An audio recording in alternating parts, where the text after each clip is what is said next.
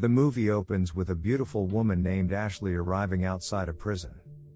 She is here to pick up her husband, Maxwell, who has just been exonerated. Once he gets inside the vehicle, the two start their long journey back home. Ashley appears to be mad at him for his past actions, but Maxwell eventually wins her over with his charm and quirky jokes. This arouses Ashley, and she ends up having intercourse with him in the backseat. Later, they pull over at a gas station, and Maxwell goes inside the store to get some food. There, we see the local sheriff with a missing persons poster, but the shop owner claims that it is the doing of the mythical Bigfoot. The sheriff obviously doesn't believe in this, and there are several other posters on the wall, indicating that a lot of people have gone missing in the recent months. When Maxwell comes out of the store, a bunch of locals greet him with hostility. They call him a convict, and make derogatory gestures at him. Nonetheless, Maxwell doesn't react and he simply gets into the car. The couple then resumes their journey, and they soon arrive in the middle of a dense forest. To cool himself off, Maxwell whips out a can of beer. But as the couple is arguing over him starting to drink again,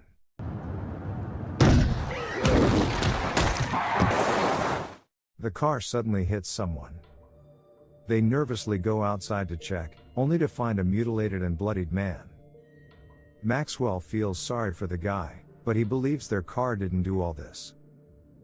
Meanwhile, we learn that someone is keeping an eye on the couple. Ashley decides to inform the cops about the situation, but Maxwell tries to stop her, claiming they might get into trouble. Despite this, she calls the nearest police station, and urges them to come right away. At this moment, Maxwell spots something creepy in the woods, but then someone starts throwing stones at him. As he tries to peek, he is hit in the face by a large rock, sending him tumbling down a slope, and he eventually falls into the nearby river.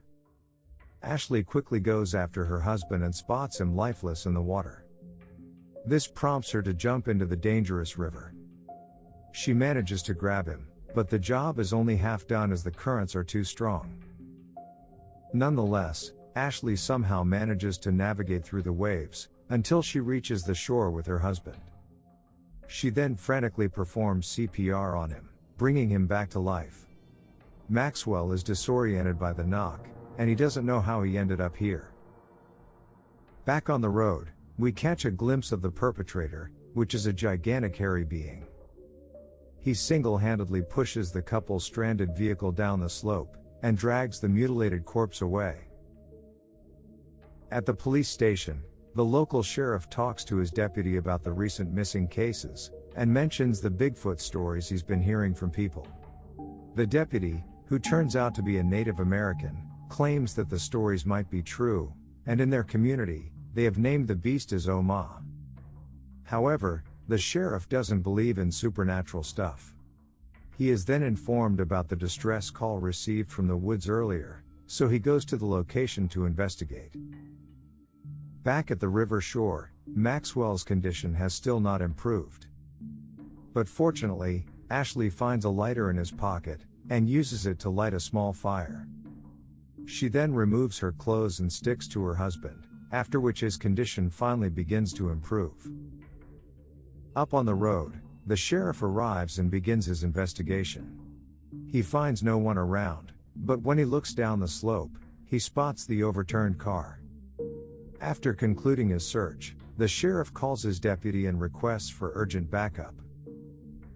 The scene then cuts to the night, where the sheriff learns that the damaged car's driver is Ashley, and that her husband is a convict. Down at the riverside, the couple decides to spend the night here, and they'll look for help in the morning. When the sun rises, Maxwell has completely recovered from his injuries, but Ashley finds that her clothes, which were just lying on the ground, have gone missing. Maxwell doesn't remember taking it, and he simply gives her his tank top to cover her body. Before they begin their journey, Ashley goes to take a leak, while the Bigfoot lurks right behind her, watching her pervertedly.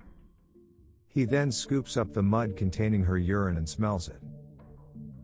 Following this, the couple decides to follow the river until they reach the road. But it's not going to be an easy job at all, because the terrain is very harsh. Later, we see them deep in the forest. Wherever they go, the Bigfoot is keeping an eye on them from a distance, and we even get to see his face. After a bit of wandering around, the couple hears some men chattering nearby. Ashley immediately recognizes them as the same troublemakers from the gas station. Turns out they've come here on a hunting expedition. Maxwell knows that they're bad people, but he has no choice but to approach them for help. At the police station, the sheriff finds the whole situation weird as the couple crashed their car in the middle of the woods and just vanished. But the deputy believes that it's Bigfoot who's responsible for their disappearance. The sheriff calls it bullshit, but the deputy urges him to pay a visit to the Whispering Woman, as the forest is her turf. She might have some information about the missing people. The deputy also claims that she is immortal, and has been living in the forest since ages. Back in the forest, Maxwell decides to talk to the hunters alone, while Ashley stays hidden behind a fallen tree. Here the troublemakers immediately start making fun of him.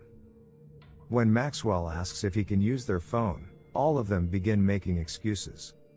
The group's leader, BD, claims no cell phones work in this area because of poor signal. At this point, Maxwell is fed up by their behavior and he simply asks them for directions. Ashley is observing quietly from a distance. But then suddenly, we can get him there in about an hour. Ashley doesn't notice the Bigfoot, but she certainly felt someone's presence, so she immediately runs to her husband. Seeing her partially undressed and vulnerable, the rowdy men begin catcalling her. Their leader, BD, then announces that they will be heading back to their truck, which is a few hours' walk away from here. He even provides Ashley with a jacket to keep her warm. Elsewhere, the sheriff is at a garage, and he notices some claw marks on the couple's vehicle, making him realize that something's out there in the woods. Afterwards, the deputy reveals that an elderly Native American woman has been diagnosed with cancer, so the tribe is holding a traditional healing ceremony for her. The deputy suggests that they go and attend it for some enlightenment. Meanwhile, the couple and the hunters are still walking through the deep forest. Bigfoot is closely observing them from the sidelines, while BD and his boys continue tormenting and making fun of Maxwell's convict status. During this, one of the hunters named Gordy goes to take a leak, and rushes into the woods along with a friend. BD then orders another guy to accompany them. Inside the woods, Gordy proceeds to take a leak while his friend keeps watch. But then all of a sudden, a whooshing sound is heard, and when Gordy goes to check his friend, he shockingly finds an arrow penetrating his neck, leading to his demise. However, before Gordy can react, Bigfoot fires another arrow at him. It goes straight through Gordy's neck and pins him against a tree. Then, the giant beast himself shows up and comes face to face with Gordy. He ultimately finishes the hunter off by brutally mashing his head like a potato. Soon, the third guy comes looking for his friends. He doesn't find them, but spots something running in the woods. Scared, he immediately brings out his gun, and tries to hide behind a tree, but Bigfoot finds him, and brutally decapitates his head with an axe. In the meantime, the remaining hunters are busy troubling the couple, while Ashley tries to defend her husband. Just then, one of the hunters inexplicably drops to the floor. The others are horrified to discover an arrow right through his face, and this prompts the group to quickly bring out their guns and prepare for combat. One of them spots the Bigfoot and starts firing at him, but none of his shots connect, while Maxwell urges his wife to go and hide somewhere else. A scared hunter abandons his comrades and makes a run for it. Unfortunately, the only hunter who has seen the Bigfoot ends up firing at his own friend. Here Bigfoot finally shows up and slits the armed hunter's throat. Ashley then returns to check on her knocked out husband, but this turns out to be a costly mistake. The creature goes after her and chases her through the forest. At one point, she hides in a ditch, where coincidentally the coward hunter is also hiding. Bigfoot eventually finds them, and he tears off the poor man's face. Up next, Ashley still tries to run away, but Bigfoot manages to catch her using his classic arrow, and take her with him. While returning, Bigfoot spots the unconscious Maxwell and prepares to finish him off. But before he can do so, he is shot in the arm by BD, who is still alive. The hunter tries to shoot again, but Bigfoot knocks him out, and takes both the humans to his shelter. That evening, a strange woman approaches Maxwell in the woods, loads him in her wheelbarrow, and takes him away. She is revealed to be none other than the Whispering Woman. She later brings Maxwell to her creepy-looking house, places the unconscious Maxwell on a bed, and begins treating him with her odd medication. Simultaneously, the sheriff and his deputy arrive at the indigenous healing ceremony, where several other people have gathered. Then, a priest starts chanting some prayers in his native tongue. The sheriff is soon given a sacred drink, which he reluctantly consumes, right when he begins hallucinating things. He sees his deputy with dark black pupils, almost as if he's been possessed, and he sees a dancing entity inside the tent, which freaks him out. The sheriff eventually loses it when he sees the priest removing the cancer out of the elderly woman's body, so he quickly goes outside the tent to catch a breather. At the same time, we are taken inside a dark cave, where Bigfoot has held the humans captive. There are also several deceased and mutilated corpses lying all around. Ashley pleads to be let go, but the beast has other intentions. First, he brutally stabs BD, and rips his heart out. Then, he approaches Ashley, tears off her clothes, and forces himself onto her. This finally reveals why he didn't kill her when he had the chance. Turns out he has a crush on her, or just wants to reproduce. The following morning, Maxwell wakes up in the cabin, and finds the sheriff next to him. The old man is now dressed as a Native American, and it appears he finally believes in all those superstitions. The sheriff reveals that Ashley has been kidnapped by Bigfoot, which is an ancient creature living in these woods. The Whispering Woman informed him that Bigfoot was shot in the arm and injured. This has made the beast vulnerable, so they stand a chance against him. The sheriff then proposes that they go save Ashley with weapons and fight him head on. They can't take guns though, as Bigfoot can easily smell gunpowder from a distance. Following this, the two prepare their hand weapons, and rub themselves with a strange substance to hide their scent. Here the sheriff cheekily takes his gun with him, but he makes sure to rub it with the same substance. As the two men make their way out, the Whispering Lady begins beating her drum, just like a battle cry. Back inside the cave, Bigfoot hears the noise and gets angry, so the beast heads out to confront the enemies. Once he's out of sight, Ashley tries to free herself. Since she was tied by an ape, it doesn't take her long to get free from her constraints. She grabs some guns lying inside the cave, puts on some clothes, and heads out. Meanwhile, the men reach the middle of the forest, carrying spears in their hands. The sheriff then orders Maxwell to rescue his wife, while he goes to deal with Bigfoot alone. As soon as they go their separate ways, the sheriff spots the presence of the beast.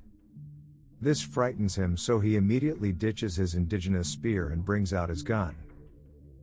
But before he can take a shot, Bigfoot attacks him from behind, and bites his neck. Hearing the sheriff's screams, both Ashley and Maxwell rush to his location. She arrives first with a shotgun, and spots Bigfoot near his lifeless body. Ashley fires several rounds, but she misses each time. Seeing this, the Bigfoot ignores her and walks away to find the next enemy. After a while, Maxwell also arrives and the couple is relieved to see each other. But Ashley still has matters to take care of.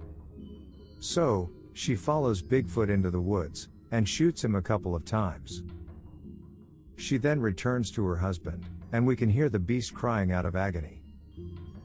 It is badly injured, but definitely not ready to give up. Realizing that they have just angered the beast, Maxwell urges his wife to run, while he distracts Bigfoot. She vehemently refuses to leave him behind, but he reminds her that one of them has to take care of their son. At the same time, Bigfoot starts approaching them from a distance, so Ashley reluctantly runs away. Now, it is Maxwell against the beast, one-on-one. Using the sheriff's pistol, he shoots Bigfoot several times in the chest. When he runs out of bullets, he swings an axe towards him, but misses. Scared, he makes a run for it, but accidentally gets his foot stuck in a bear trap. This leaves him in a helpless position, and he also fails to reach out for his spear. Soon, Bigfoot approaches Maxwell, and begins toying with him. He pulls the chain connected to the bear trap, causing Maxwell excruciating pain. But this also breaks the trap, allowing him to get free, and our hero manages to grab the spear. Unaware of this, Bigfoot goes near him to finally finish him off, but Maxwell takes this opportunity to spring a surprise attack. He stabs the beast several times in the chest, making him fall to the ground. Then, he grabs a large rock and repeatedly bashes his head, ultimately killing him. At the same time, Ashley keeps running until she reaches the road.